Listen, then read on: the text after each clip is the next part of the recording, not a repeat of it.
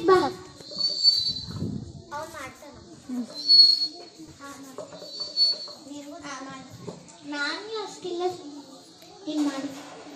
మీకు ఏ లెగ్ వస్తే ఆ లెగ్ మోస్ట్లీ పైకి పెట్టుకొని చేయడానికి అది పొజిషన్ అంగిటి పెట్టేది మనం.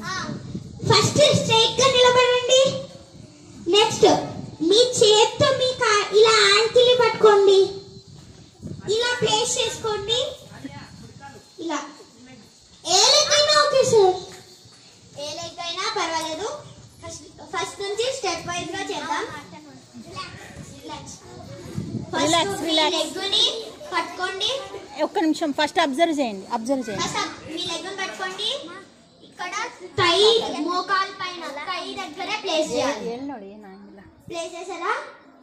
మీ చేతులు రెండు స్ట్రైట్ గా పెట్టండి, తిప్పండి, పైకి కలపండి. దీని పేరు దీని పేరు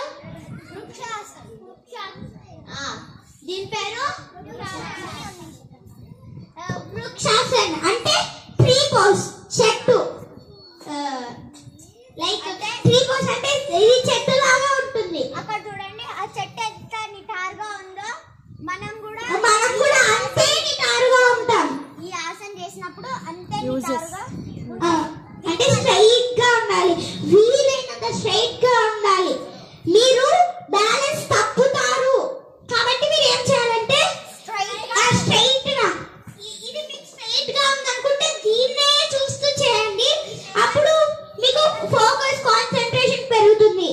ఫోకస్ అంటే మనం కింద పడకూడదని ఒకటే దాన్ని అబ్జర్వ్ చేస్తున్నప్పుడు ఫోకస్ పెరుగుతుంది. ఈ టైంలోనే కాన్సంట్రేషన్, ఫోకస్ గా ఉండాలంటే కాన్సంట్రేషన్ కావాలి.